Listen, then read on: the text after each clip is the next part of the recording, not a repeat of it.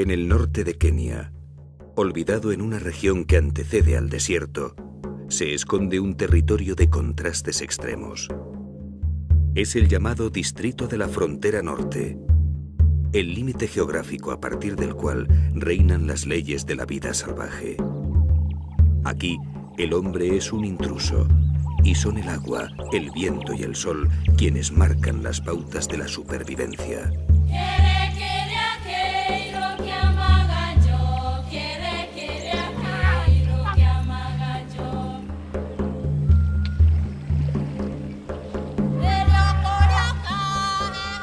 En el corazón de esta tierra agreste se encuentra la Reserva de Saba, un lugar de endemismos biológicos, un refugio para la fauna en las puertas de un desierto abrasador.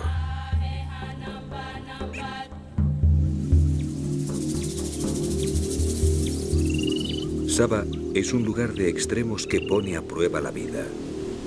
Grandes sequías y tremendas inundaciones se suceden, convirtiendo las sabanas en un infierno que genera paraísos. Una tierra de contrastes donde los rigores más duros dan lugar a las manifestaciones más hermosas de la naturaleza.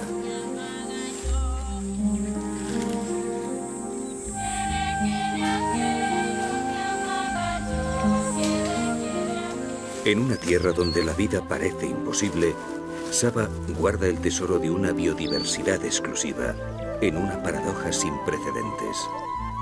Como si la dureza del medio fuera la causante de tanta riqueza.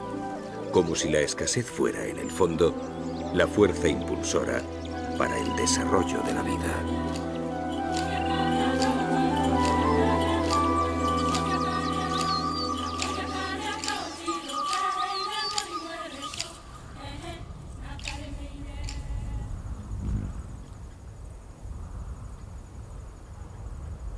La escritora danesa Karen Blixen escribió: África te enseña esto, que Dios y el diablo son lo mismo. Y en la Kenia que ella amó e inmortalizó en su novela Lejos de África, ningún otro territorio lo demuestra con la dureza y el rigor de Saba. Viento, sol y polvo. Desde hace 3 años no ha caído una gota sobre las tierras resquebrajadas del distrito de la Frontera Norte. Las plantas que han aguantado sobreviviendo del rocío y la humedad que trae el viento se levantan torturadas y raquíticas sobre un suelo calcinado. Es el corazón del reino de los espinos del este de África.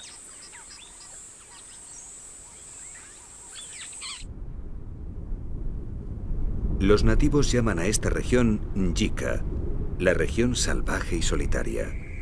Pero incluso en esta época de sequía prolongada, la vida permanece en Saba.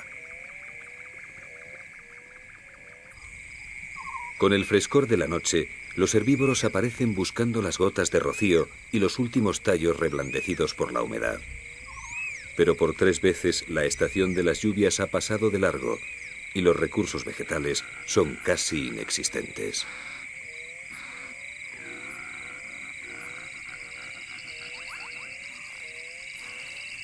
La oscuridad también saca de sus escondites a los carnívoros.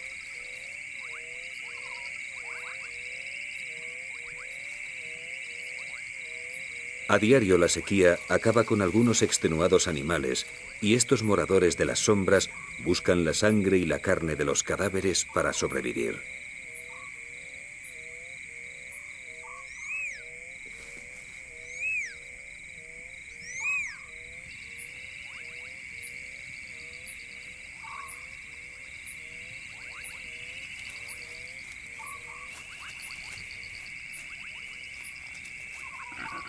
Como reivindicación de su personalidad de contrastes, Saba ofrece una tregua durante las noches de su insoportable sequía. El cielo despejado se ilumina por millones de estrellas que se pierden en el infinito, y una belleza serena cubre la sabana torturada, convirtiéndola por un momento en un lugar de ensueño. Un espejismo en el corazón del reino de los espinos.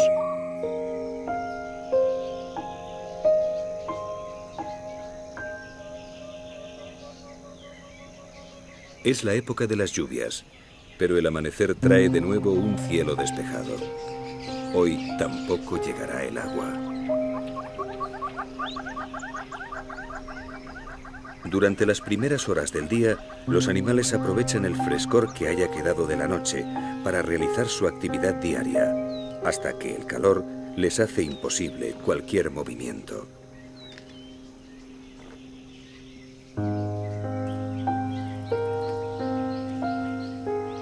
Este grupo de elefantes ha encontrado las últimas manchas verdes en las laderas de una colina kárstica, donde la roca caliza ha retenido el agua.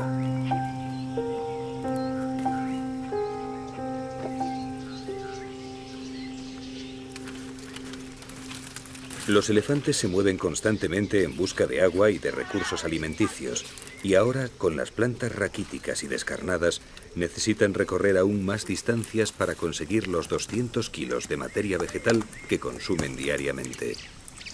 Pero a pesar de sus increíbles requerimientos y la precaria situación de Sabah, los enormes paquidermos sobreviven aquí, mientras otros muchos herbívoros han tenido que emigrar o morir. Las viejas matriarcas conocen los secretos del terreno y su sabiduría y prodigiosa memoria permite la vida del grupo.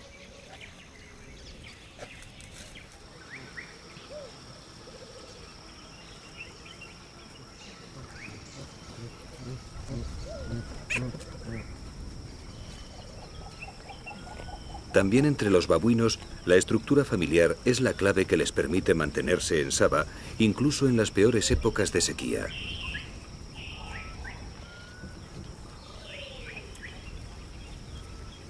Mientras muchas especies se van, los babuinos permanecen e incluso sacan adelante a su prole.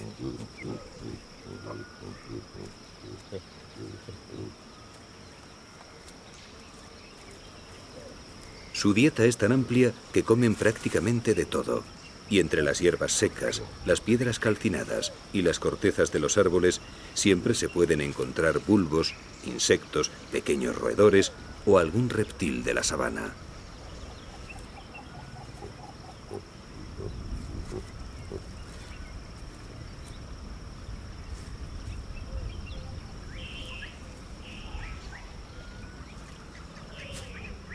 Cada miembro de la familia contribuye a la supervivencia del conjunto, distribuyéndose las tareas para el bien común.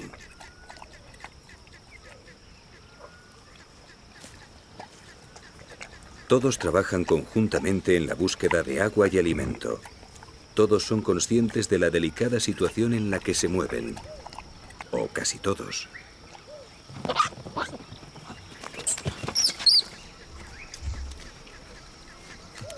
Para los más pequeños, la vida es un tiempo de inacabables juegos y diversiones. Durante las primeras semanas de vida, estos pequeños babuinos no tienen obligaciones dentro del grupo y la sequía no parece afectarles. Siempre hay una madre dispuesta a darte de mamar y unos incondicionales amigos para las correrías. Así que esta sabana abrasada supone un mundo maravilloso lleno de aventuras.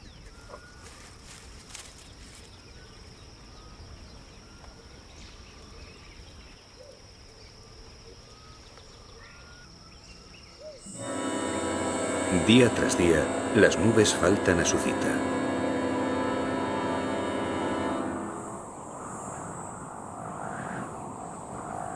El desierto parece devorar la sabana y el polvo se levanta en remolinos como emisarios desesperados en busca de unas lluvias que no llegan.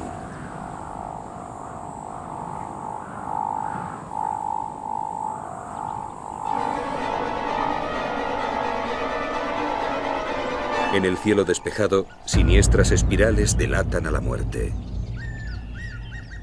La enfermedad ha vencido a un elefante debilitado por la falta de agua y la precariedad de la dieta. Ahora su cuerpo es apenas un cuero abrasado. Los pliegues de su piel simulan montañas ajadas de un paisaje torturado por la sequía. Hasta los más poderosos sucumben bajo el poder del sol.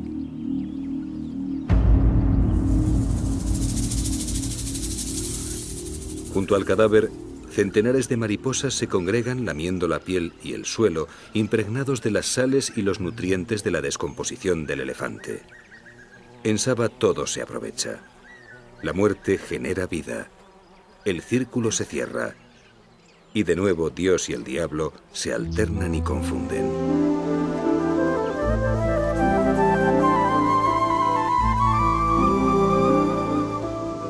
Por fin llegan nubes esperanzadoras.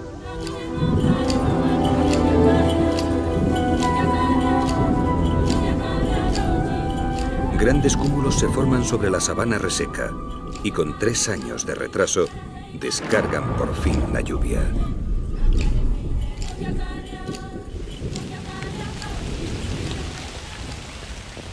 Llega el tiempo de los grandes cambios y lo hace con el extremismo característico de esta región remota, violentamente, sin aparente medida.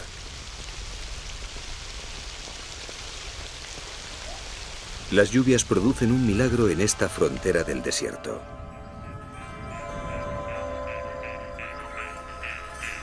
En cuestión de horas, aparecen nuevos ríos que corren por mitad de la sabana. Es el milagro anual de las tierras del Distrito Norte, cursos fluviales efímeros cuyos cauces duran únicamente el tiempo de las lluvias, pero que dejan bajo el suelo las reservas de agua que mantendrán la vida el resto de la temporada. Al sur, las lluvias descargan grandes cantidades de agua en los Aberdares y el monte Kenia, y poco tiempo después llegan a Saba en forma de violentas crecidas. El único río permanente del área de Saba recobra vitalidad arrastrando los sedimentos a los que debe su nombre. Ewaso Njiro, el río de las aguas marrones.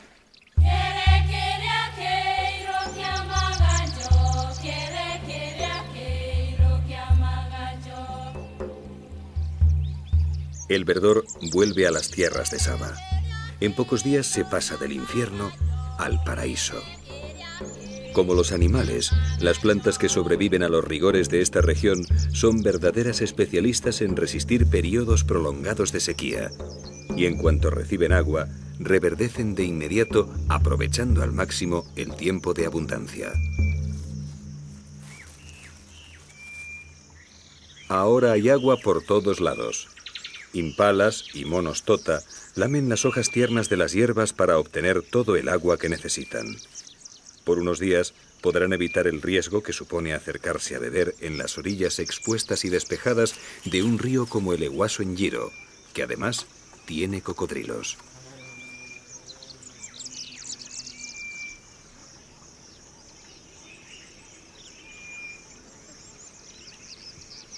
Poco después de las primeras lluvias, del suelo de la sabana surgen emisarios alados que van a revolucionar a un ejército de pequeños cazadores. Con la humedad, las termes vuelan fuera de sus casas subterráneas y su salida avisa a los ávidos predadores de miniaturas.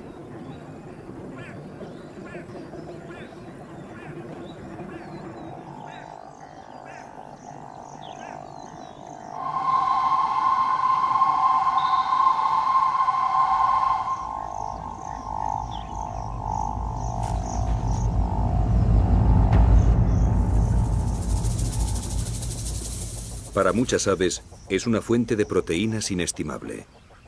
Incluso aquellas que se alimentan generalmente de granos, como las tórtolas, aprovechan la facilidad del envite compitiendo con auténticos especialistas, como los calaos.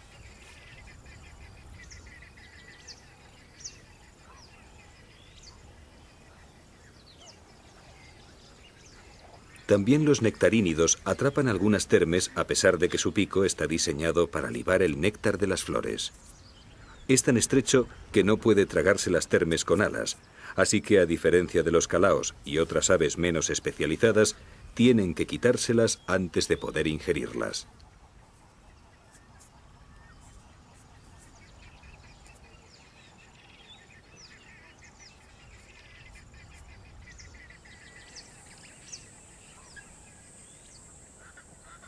Entre los mamíferos de Saba, la aparición de las termes no pasa desapercibida.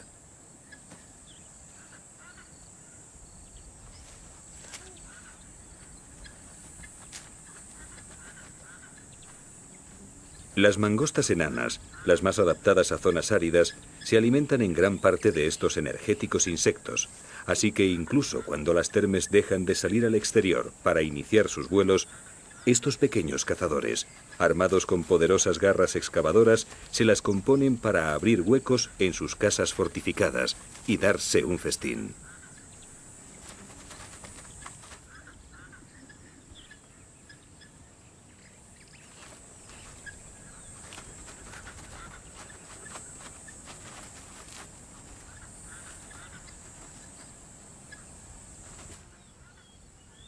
Las lluvias alteran por completo el paisaje de Saba. No solo reverdecen y multiplican las plantas, sino que las llanuras abrasadas, donde solo parecía moverse el viento, se llenan ahora de una fauna que apenas unos días antes aquí parecería imposible.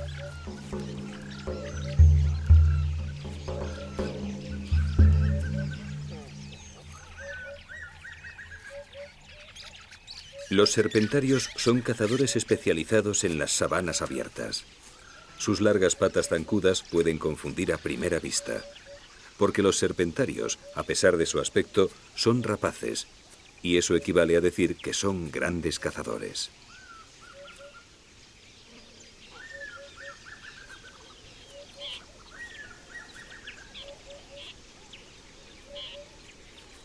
La mayor parte del día lo pasarán así, andando de forma elegante mientras cazan en pareja.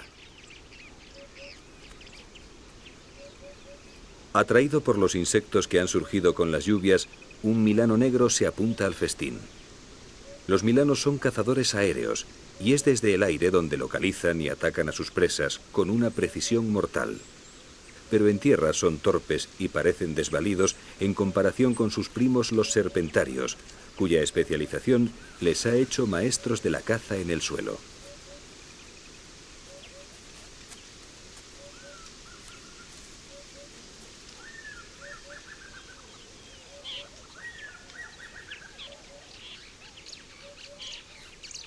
La dieta de los serpentarios va desde pequeños insectos y aves hasta roedores e incluso algún pequeño felino.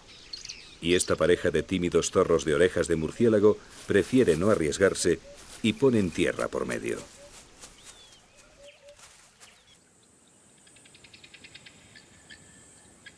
En Saba todas las especies animales están adaptadas al clima semidesértico. Nadie podría soportar los rigores del periodo de sequía con las escasas precipitaciones estacionales si no fueran verdaderos especialistas en supervivencia en climas áridos.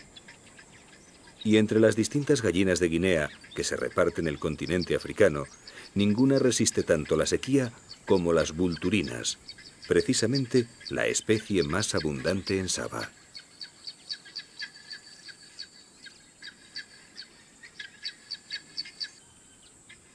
El aparato digestivo de las gallinas de Guinea vulturinas está especialmente adaptado para conservar al máximo el agua obtenida con la ingestión de alimento, de forma que aún en las épocas más secas de la sabana espinosa, las vulturinas pueden sobrevivir con su dieta de raíces, bulbos, insectos y moluscos terrestres sin apenas beber agua.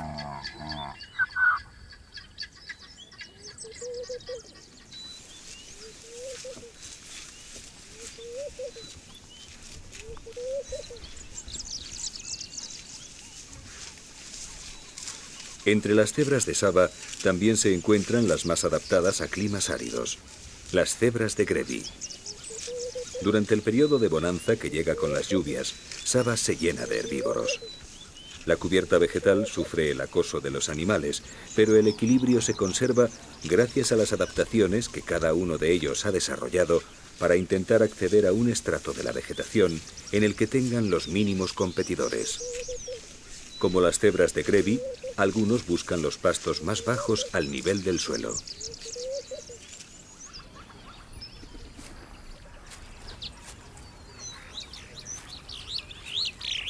Otros, sin embargo, han ido desarrollando cuellos cada vez más largos para acceder a pisos superiores de vegetación.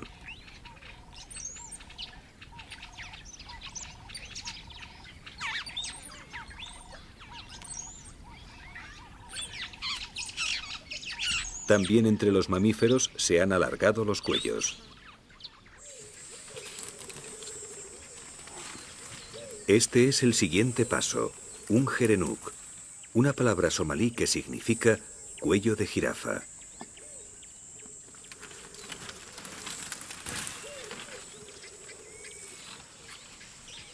Los gerenuks son las gacelas mejor adaptadas a las condiciones desérticas. Los machos son los únicos que presentan cuernos y un adulto dominante al cargo de 7 hembras, aprovecha su ramoneo para marcar el territorio con sus abultadas glándulas faciales.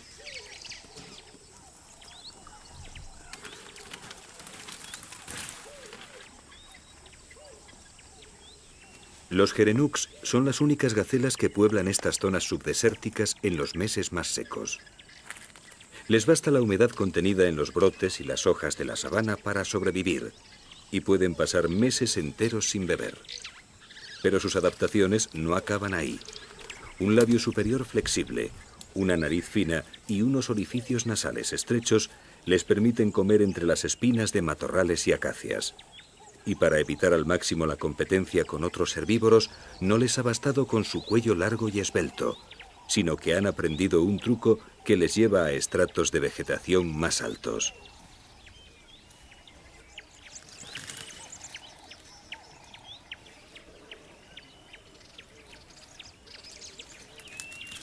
Solo los gerenuks se ponen de pie para acceder a las ramas por encima de los 2 metros de altura.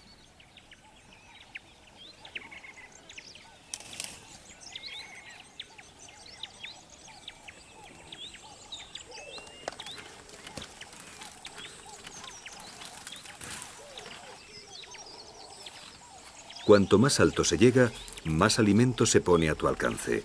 Y los gerenuks han llegado muy lejos en su carrera hacia las copas de los matorrales y árboles de saba. Pero en la sabana, hasta la altura de los gerenuks resulta insignificante ante el mamífero más alto del mundo.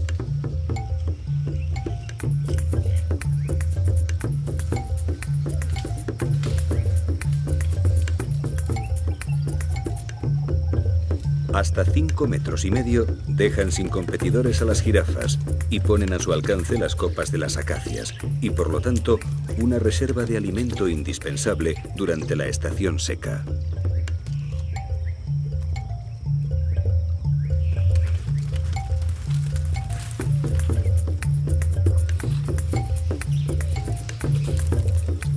Entre las 8 subespecies de jirafa, el dibujo de las reticuladas las convierte en las más hermosas.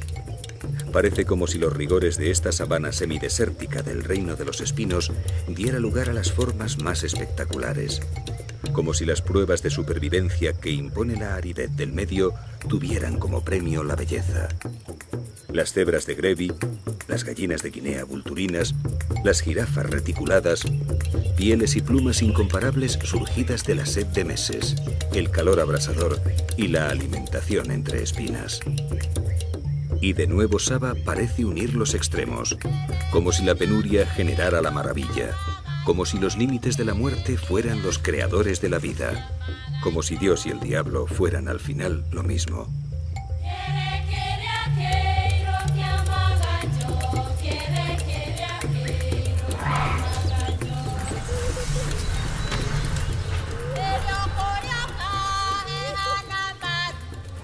La llegada de las lluvias trae de nuevo a los elefantes.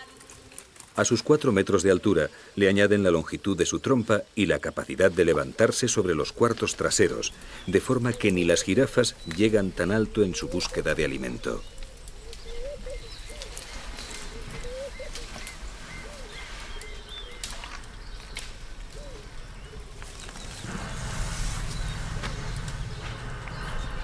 La lluvia ha devuelto la feracidad a la sabana, atrayendo a los herbívoros que se alejaron buscando agua en los meses de sequía. Y con la llegada de los herbívoros a Saba, vuelven también poderosos cazadores.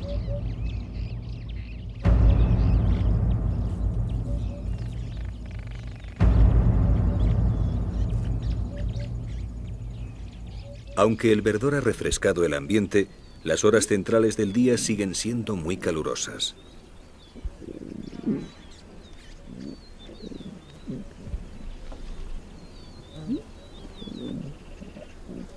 Para los leones es tiempo de descanso al refugio de alguna sombra. Hace demasiado calor como para intentar la agotadora tarea de cazar a un herbívoro, y más aún si este es un poderoso búfalo cafre.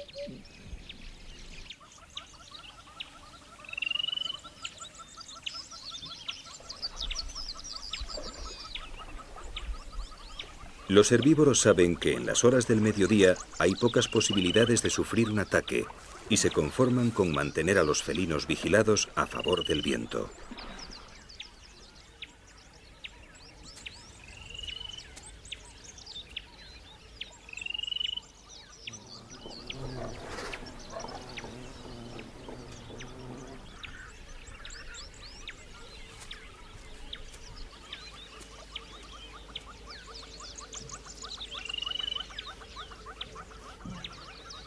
También estas jóvenes leonas descansan entre el frescor de la hierba verde, aunque no quitan la vista de un grupo de cebras. Si alguna da muestras de debilidad o está herida, las leonas atacarán sin dudarlo. Pero el grupo se mantiene en perfecto estado y los dibujos de sus cuerpos despistan a las cazadoras, desdibujando sus siluetas en un maremagno de rayas móviles.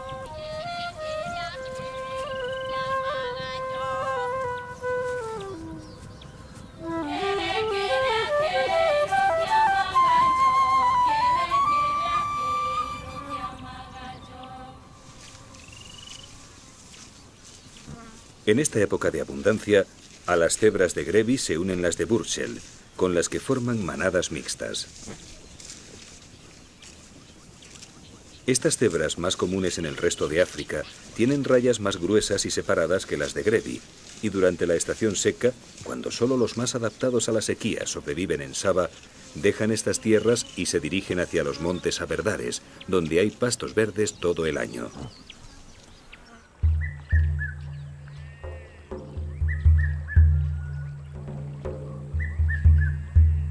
En esta época, cuando el clima ha cambiado y hay comida por todas partes, los animales se preparan para traer al mundo su descendencia. Y durante las semanas posteriores a las primeras lluvias, entre las especies se suceden el celo y los apareamientos.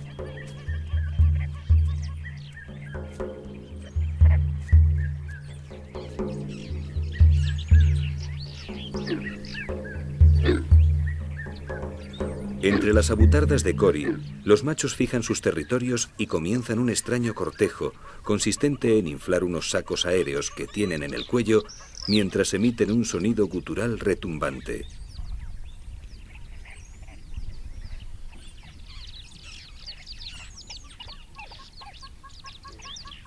Sus cuellos hinchados y los sonidos sordos buscan llamar la atención y atraer a las hembras, mientras disuaden a otros machos que, como en este caso, pretenden apropiarse de un territorio que ya tiene dueño.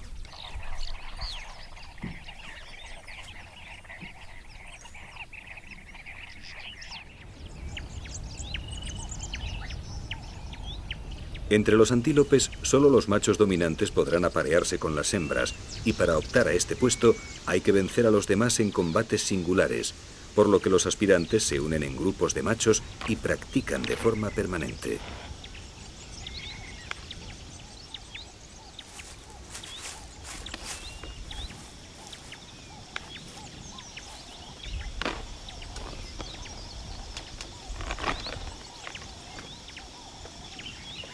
Estos no son verdaderos combates. Los jóvenes gacelas de Grant solo miden sus fuerzas y se mantienen en forma, esperando el momento en que se consideren capaces de retar al dueño de un harén.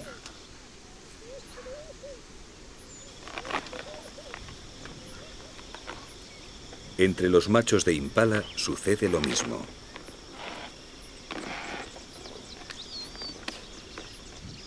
No lejos de donde practican los jóvenes, un Impala dominante custodia su grupo de hembras. Hay un posible aspirante a su puesto en los alrededores y es hora de dejar claro cuál es el macho más fuerte.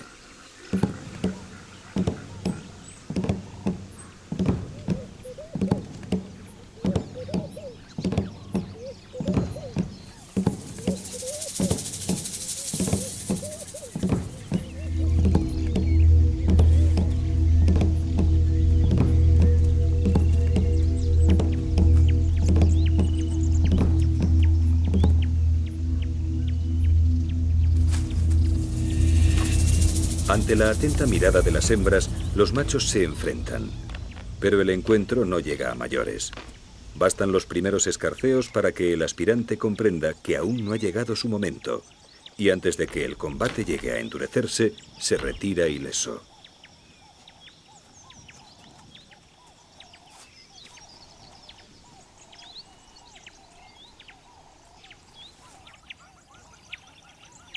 Entre los oryx, los grupos son mixtos y altamente jerarquizados. Los cuernos y la fuerza de estos antílopes hacen de sus combates ejercicios muy arriesgados en los que podrían causarse terribles heridas e incluso la muerte. Pero en los grupos de oryx, donde hay una marcada jerarquía de machos y hembras, el puesto se consigue por combates ritualizados en los que se miden las fuerzas, pero se evitan agresiones graves.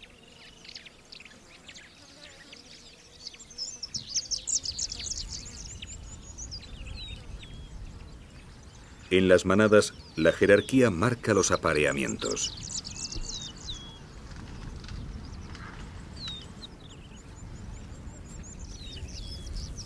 Cada uno conoce el alcance de sus aspiraciones en función del rango que ocupan en el grupo, de forma que en una misma manada se pueden aparear diferentes parejas sin que se cree ningún conflicto entre ellas.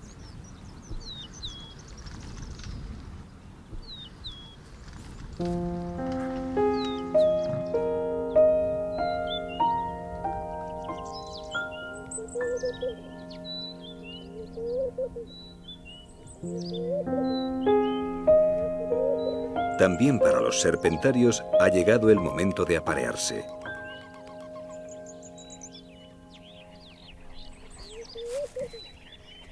La misma pareja que buscaba insectos poco después de las primeras lluvias está ahora preparando su nido.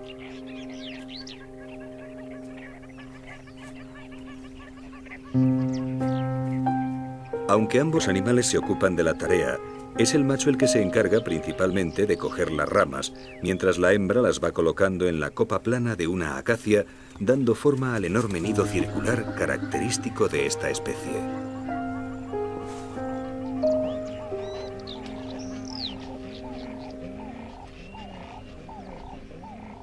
Durante estos días, los serpentarios se mostrarán solícitos y cariñosos con su pareja, cortejándose en el suelo, en los vuelos y en el nido. Y poco después, de una forma que aún no han podido descubrir los ornitólogos, se aparearán antes de poner su escasa pero valiosa puesta de no más de 3 huevos.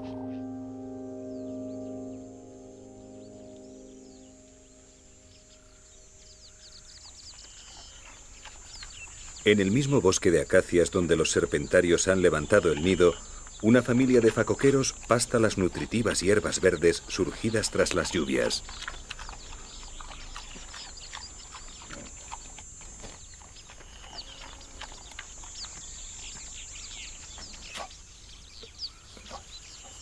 Los pequeños jabatos han venido al mundo pocos días antes, pero ya son todos expertos moradores de las sabanas. Aún les falta experiencia para saber encontrar alimento como lo hacen sus mayores, pero todavía cuentan con la despensa ambulante de su madre, y aunque ésta no quiera parar para alimentarles, los pequeños facoqueros no están dispuestos a renunciar a un trago de nutritiva leche materna.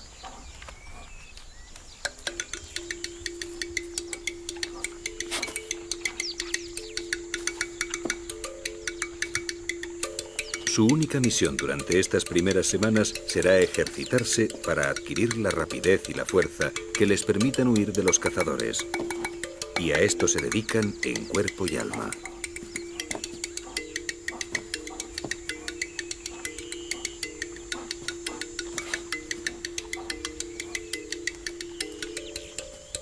Combates de lucha libre o fútbol con la bosta de un elefante son parte del entrenamiento. Todo vale si sirve para hacerles más rápidos y más fuertes, porque la sabana no tardará en ponerles a prueba.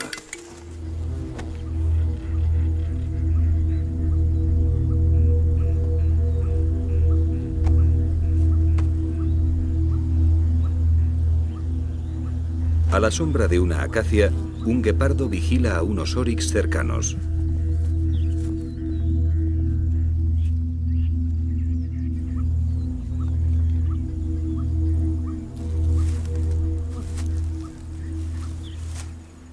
Los oryx son presas demasiado fuertes para él, pero en época de cría siempre puede encontrarse algún ternero de pocos días, y es a uno de ellos al que el guepardo está vigilando.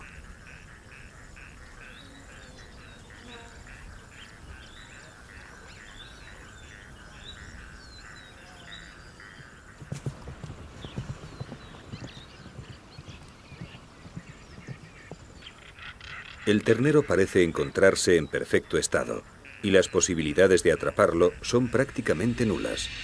Pero el guepardo ha estado acumulando tensión y decide un intento desesperado.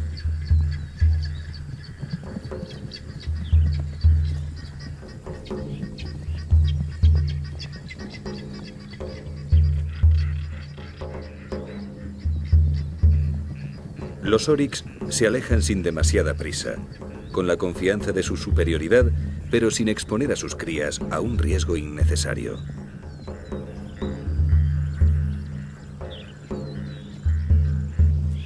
El guepardo ni siquiera ha llegado a poner en práctica toda su prodigiosa velocidad. Hay muchos adultos en el grupo y sabe que en la defensa de su hijo, un oryx es capaz de matar incluso a un león. Así que abandona el intento y vuelve a su lento deambular en busca de presas más asequibles.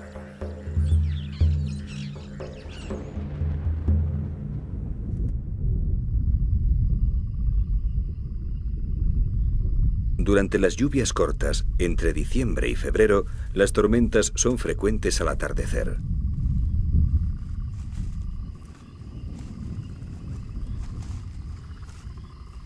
El clima se suaviza y el calor del día deja paso a un aire fresco y húmedo, una temperatura que esperan los grandes cazadores para entrar en actividad. El ocaso y la noche de Saba son de una belleza extraordinaria, pero fiel a sus contrastes son también las horas en que la muerte ronda la oscuridad.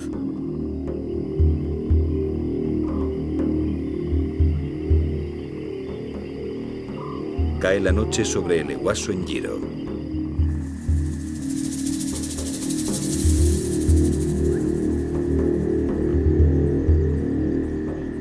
En las orillas oscuras, sombras alargadas salen del agua buscando el calor de la arena calentada durante las horas del día.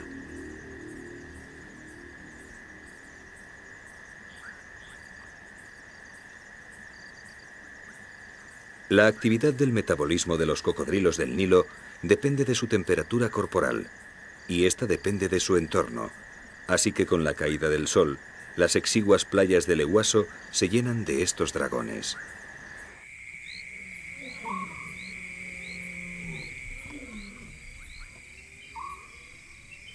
Para las leonas, la noche es una ventaja.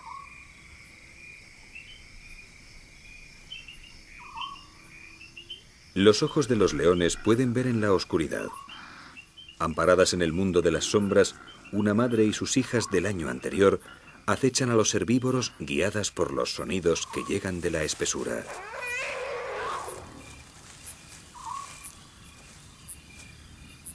Esta noche no están de suerte. Del bosque junto al río salen 3 elefantes y ningún cazador de Saba se atreve a molestarlos. Así que las leonas bajan la guardia y descansan a la espera de nuevos indicios que delaten la presencia de posibles presas.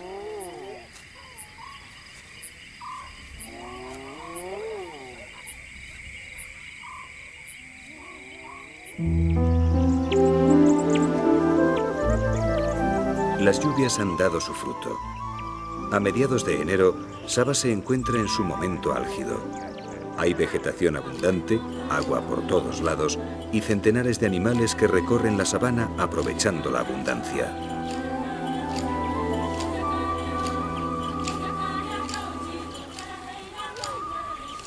Los elefantes han vuelto a la región y permanecen en ella por más tiempo.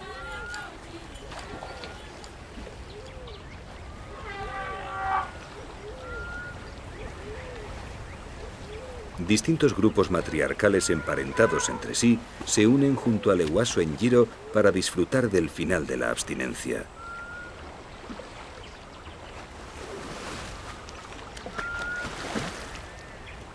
Los elefantes beben entre 80 y 160 litros de agua al día, y los machos adultos pueden duplicar esta cantidad, por lo que siempre deben tener fuentes de agua a su disposición. Las orillas del Eguaso en Giro, que ahora baja caudaloso y estable, congrega a diario a grandes manadas de paquidermos. Los adultos pueden beber y bañarse, y los más pequeños disfrutan de baños de barro protegidos por un bosque de patas colosales.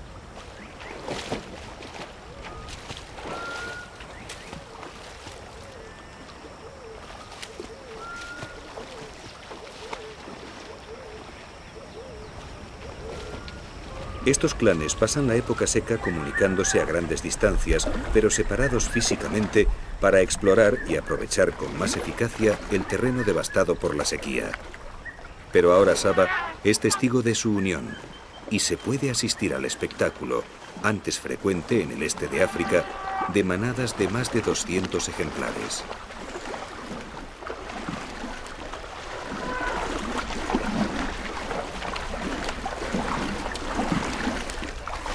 Hoy la región que forman las reservas de Saba, Samburu y Buffalo Springs acogen las mayores manadas de elefantes del este de África. Y de nuevo se produce la paradoja, el milagro de la abundancia en el reino de la sequía.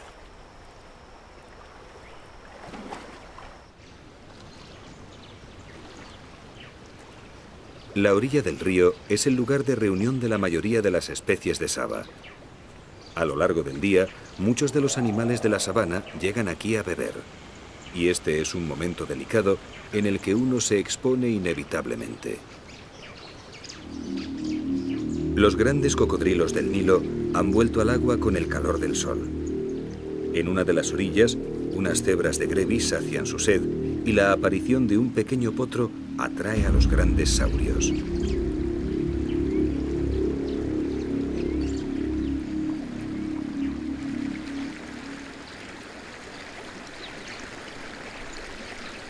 Los cocodrilos son silenciosos en la corriente del Eguaso y al sumergirse se hacen invisibles.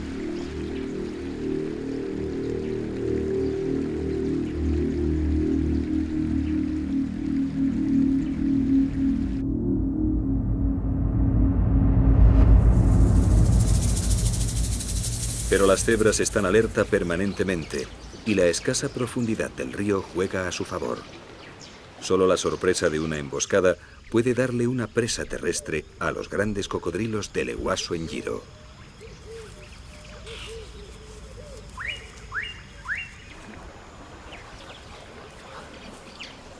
También los babuinos, que han aguantado en la región todo el año, medran por las orillas a la sombra del bosque que escolta al río.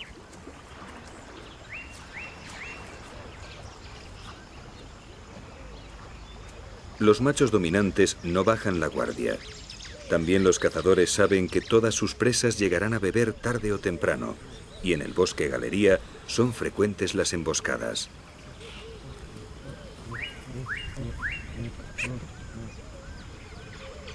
El riesgo merece la pena. Pocos carnívoros se atreverían a meterse con una familia de babuinos, y las palmeras candelabro que crecen en las orillas del Eguaso están ahora cargadas de frutos. Así que mientras los grandes machos vigilan, los más jóvenes suben hasta las copas y lanzan la fruta madura al resto del grupo. Otra de las ventajas de vivir en familia.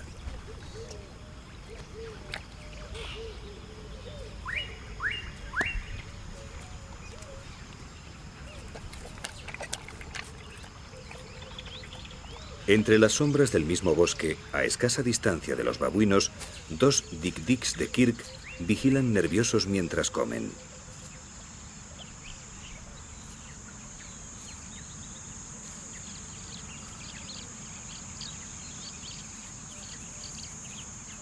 Con 2 palmos de altura y alrededor de 5 kilos de peso, son los antílopes más pequeños de Saba, y hasta los grandes babuinos podrían matarles con facilidad, así que pastan nerviosos sin alejarse demasiado de los matorrales protectores.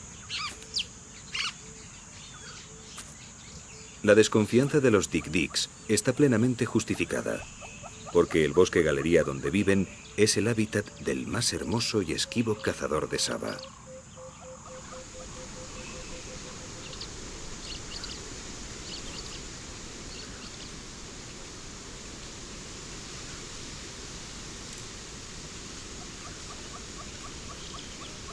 Los leopardos permanecen la mayor parte del día ocultos en las copas de las acacias, donde su piel moteada les hace invisibles.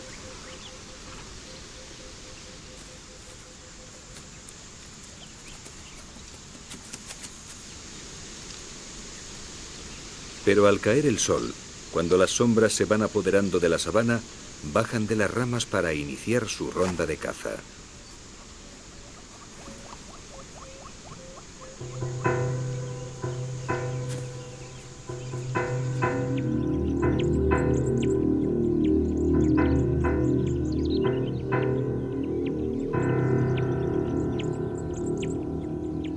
Llega la hora de los cazadores.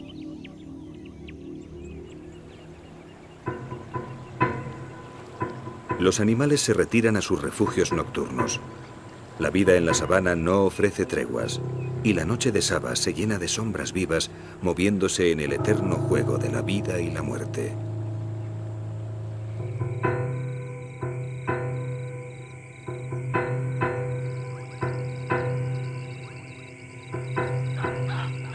Junto al río, bajo el tronco de una acacia caída, el leopardo escruta la noche en busca de presas.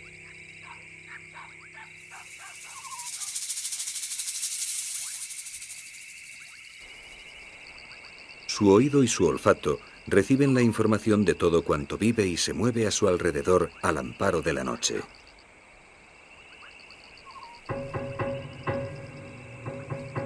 Otro leopardo surge de las sombras y la pareja continúa su ronda silenciosa.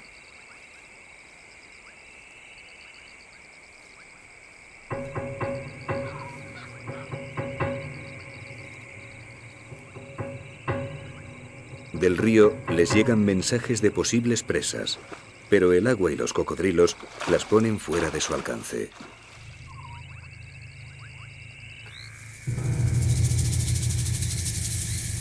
Entonces, el macho detecta un movimiento furtivo en un árbol junto al ehuaso en Giro y empieza la cacería.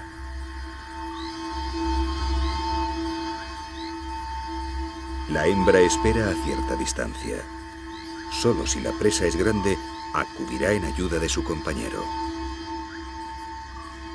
Silencioso como un espíritu, el leopardo se acerca a la base del árbol que esconde la presa. Sus sentidos están alerta a la espera de nuevos indicios. Y entonces llega un nuevo sonido.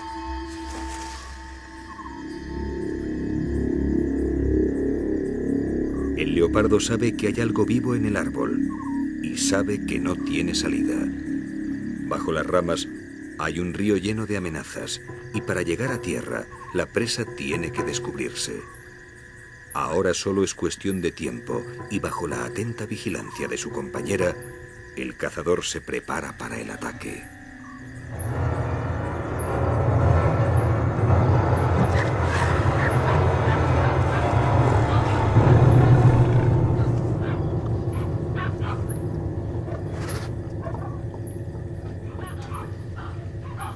Un último movimiento delata a un varano, provocando la reacción del leopardo. Para el aterrorizado lagarto, esta será su última noche.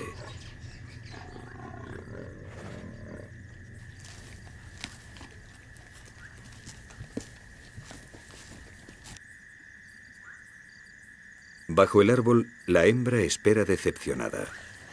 La presa es pequeña y el macho no le dejará probar bocado. En el duro mundo de Saba no hay lugar para otras actitudes que no sean las de velar por la propia supervivencia. Tampoco la hembra le dejaría acercarse al macho si fuera esta la que hubiera cazado al varano.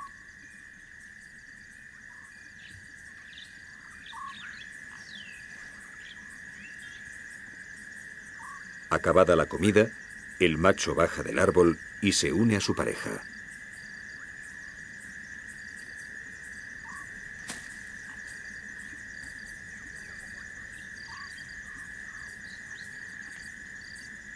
Y de nuevo dos sombras se funden con la noche, uniendo belleza y muerte, bajo el cielo estrellado de Saba.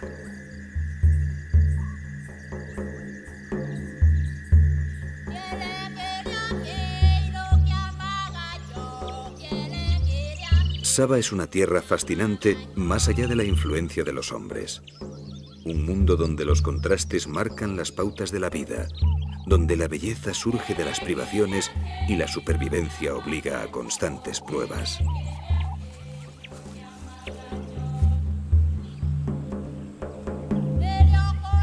Y es precisamente la dureza de sus condiciones lo que convierte a esta tierra en un mundo aparte, un paraíso exclusivo para sus supervivientes. Con la vuelta de la estación seca, Saba regresa a su principio. Poco a poco vuelve la sequía. Y de nuevo Dios y el diablo se alternarán hasta hacerse uno solo, sin un principio o fin definidos, en el ciclo perpetuo de la vida.